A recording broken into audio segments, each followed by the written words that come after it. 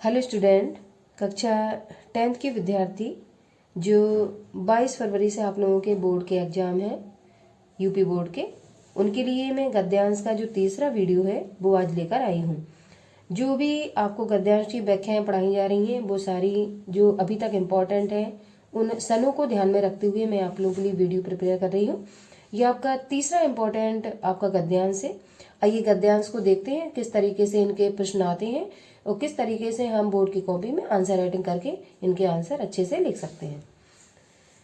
अब ये जो आपका गद्यांश है उस तरीके से आपका आया हुआ था, अंडरलाइन इसी तरीके से थी उसमें पेपर में, और ये वेरी इंपॉर्टेंट था 16, 14, 11 और ये आपका 2007 में ये पूछा गया था।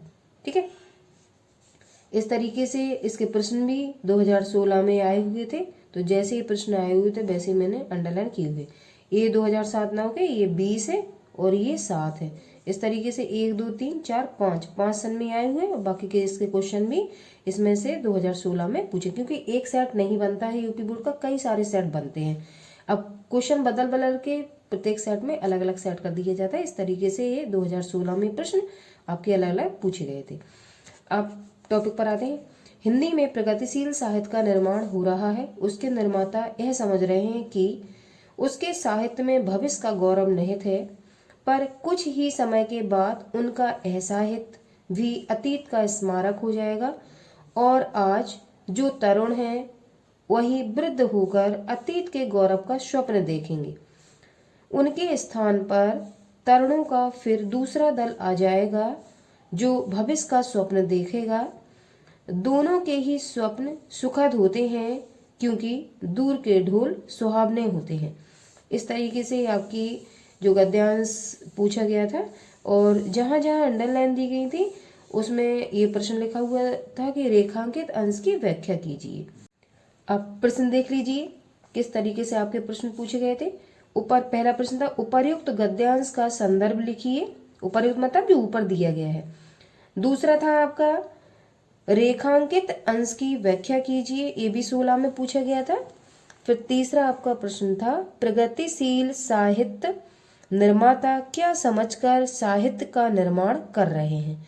इस तरीके से आपके ये 3 प्रश्न इस व्याख्यांश के पूछे गए थे। ठीक है, तो आइए किस तरीके से हम प्रश्नों का सॉल्व करते हैं या आंसर देते हैं वो हम देखते हैं। अब देखिए, पहले आप लोग व्याख्या समझ लीजिए किस तरीके से सिंपल भाषा में हम व्याख्या का अर्थ समझते हैं कि लेखक क्या कहने की कोशिश कर रहा है। अब देखिए, ये जो व्याख्या दी गई है इसको हमें पहचानना होता है कि किस लेसन से दी गई है और इसके राइटर कौन है। ठीक है, और पाठ का नाम क्या है, यही तो संदर्भ में लिखते हैं। तो इसमें जो ये लिखा हुआ है ये पदुमलाल पुन्नालाल बख्शी, जो मैंने राइटर आपको बताए हुए थे जीवन परिचय में, उनका जो लेसन का नाम था क्या लिखूं, उससे लिया गया है। ठीक है, तो जो आपके पद्मलाल पुन्नालाल बख्शी जी हैं उनके कहने का तात्पर्य है कि हिंदी में प्रगतिशील साहित्य का निर्माण हो रहा है। ये हिंदी दिन प्रतिदिन जो प्रगति करती जा रही है उस साहित्य का निर्माण करती जा रही है। उसके निर्माता यह समझ रहे हैं कि जो लिखने वाले हैं वो यह समझ रहे हैं कि उसके साहित्य में भविष्य का गौरव निहित है। वो युवाओं पर और वृद्धों पर जो उनके स्वप्न हैं या सपने हैं उन पर व्यंग करते हुए कह रहे हैं कि उनके साहित्य में भविष्य का गौरव निहित है। ठीक है, तो जो युवा हैं वो क्या समझ रहे हैं कि हमारा भविष्य अच्छा होगा। ठीक है, या भविष्य में बहुत कुछ अच्छा होने वाला है, पर कुछ ही समय के बाद उनका यह साहित्य भी अतीत का स्मारक हो जाएगा। जब वो वृद्ध होंगे जो आज युवा हैं तो उनके लिए क्या हो जाएगा, वो कहेंगे हमारा अतीत बहुत अच्छा था। तब उनको भविष्य उनका निकल जाएगा तो वो क्या कहेंगे, इससे अच्छा तो मेरा अतीत था।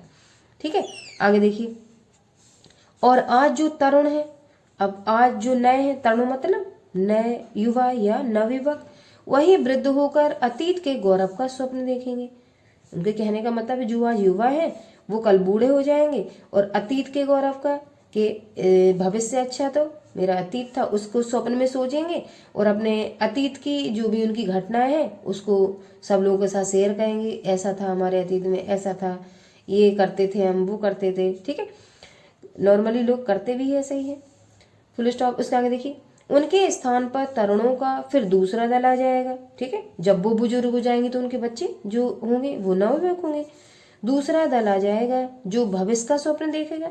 अब जो नवयुवक होंगे वो क्या कल्पना करेंगे, भविष्य हमारा अच्छा होगा। तो दोनों के ही स्वप्न सुखद होते हैं। जो युवा व्यक्ति है वो सोचता है कि हमारा भविष्य अच्छा होगा, तो उसको वो स्वप्न अच्छा लगता है। और जो बुजुर्ग होते हैं वो क्या सोचते हैं कि हमारा अतीत अच्छा था, क्योंकि दूर के ढोल सुहावने होते हैं। ये कहावत कही गई ना कि जो प्रेजेंट में है उसको वैल्यू ना देकर जो हमारे पास नहीं है उसको वैल्यू देना। ठीक है, तो क्या इस पे मुहावरा बनाया गया है, दूर के ढोल सुहावने होते हैं। जो चीज हमारे पास नहीं होती है वो हमको सुखद और अच्छी लगती है। अब मैंने आपको 3 प्रश्न बताए कि इस गद्यांश से 3 प्रश्न पूछे गए थे। पहला प्रश्न आपका था गद्यांश, दिए गए गद्यांश का संदर्भ लिखिए। 2 नंबर का प्रश्न आता है। ठीक है, जो आपके 3 प्रश्न रहेंगे वो आपके 6 नंबर के होंगे टोटल। तो पहले प्रश्न का आंसर हम क्या डालेंगे, उत्तर नंबर फर्स्ट। फिर हम लिखेंगे प्रस्तुत गद्यांश हमारी पाठ्य पुस्तक के गद्य खंड में संकलित क्या लिखूं, ये पाठ का नाम हो गया। अब क्या लिखूं में प्रश्नवाचक शब्द आया, इसलिए मैंने प्रश्नवाचक का निशान है। ऐसे ही आप लोग लगाएंगे। नामक पाठ से लिया गया है। इसके लेखक श्री पदुमलाल पुन्नालाल बख्शी हैं। इतना आपको लिखना पड़ेगा। और जो व्याख्या आपने समझी है वो जो आप वीडियो से देखकर ये चीज सुन रहे हो ढंग से, उधर आपको जरूर जब आप पेपर में देखोगे इसको आपके दिमाग में क्लिक हो जाएगी कि कौन सी व्याख्या है, मैंने क्या बताया हुआ था।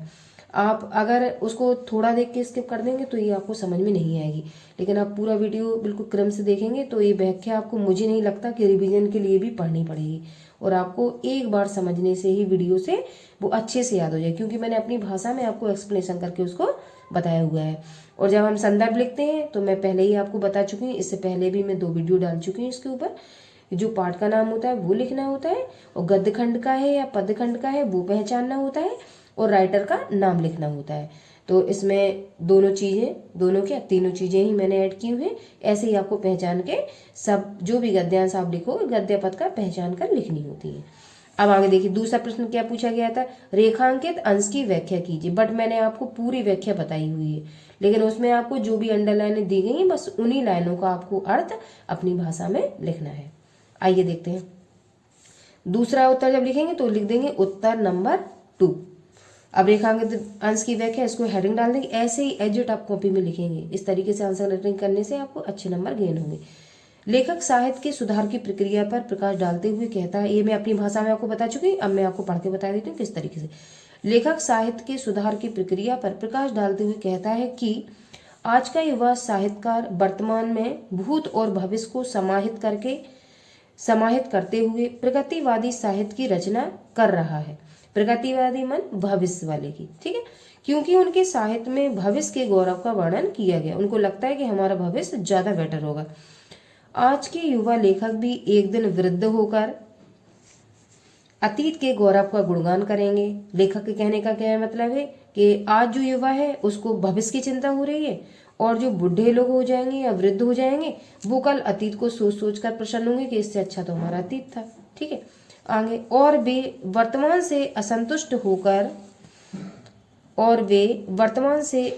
होकर अन्य साहित्य रचना का सृजन आरंभ कर देंगे। उनको लगेगा कि जो वर्तमान है ये तो अच्छा नहीं है, ठीक है, चलो और कुछ करके देखते हैं जिससे हमें ज्यादा बेटर फील हो। ठीक है, तो वो कुछ अन्य करने की कोशिश करने लगेंगे। देखिए, वे भी भविष्य के लिए चिंतित रहने लगेंगे।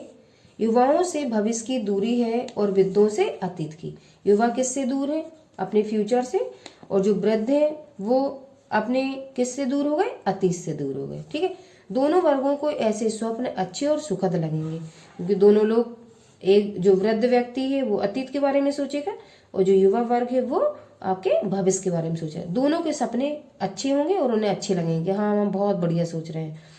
आगे, मानव जाति का स्वभाव ही यह होता है कि जो वस्तु उसकी पहुंच से दूर होती है वह उसे पाना चाहता है। इसलिए कहा जाता है दूर के ढोल सुहावने होते हैं। ठीक है, अब आगे देखिए, ये तो आपका व्याख्या का जो सिंपल भाषा में वो होता है। ठीक है, क्या कहते हैं, मतलब व्याख्या को सिंपल भाषा में उसको व्याख्या को लिखना। ठीक है, तो वो मैंने अपनी भाषा में आपको बताया। वो अगर सिंपल लगता है आपको तो आप वैसे भी लिख सकते हो, या फिर ऐसे जिस तरीके से मैंने राइटिंग करके बताई है वैसे भी लिख सकते हो। अब तीसरा प्रश्न देखिए, लेखक के अनुसार प्रगतिशील साहित्यकार क्या समझ रहे हैं? ये प्रश्न मैंने पीछे किया था आपसे, तो उसका आंसर है उत्तर नंबर तीसरा। लेखक के अनुसार प्रगतिशील साहित्यकार यह समझ रहे हैं कि उनके द्वारा जिस साहित्य का सृजन किया जा रहा है उसमें भविष्य का गौरव निहित है। ये तीसरे का आंसर हो गया। तीनों प्रश्न आपके 2016 में पूछे गए हैं, इसी जो आपका गद्यांश है इसी से उठाकर।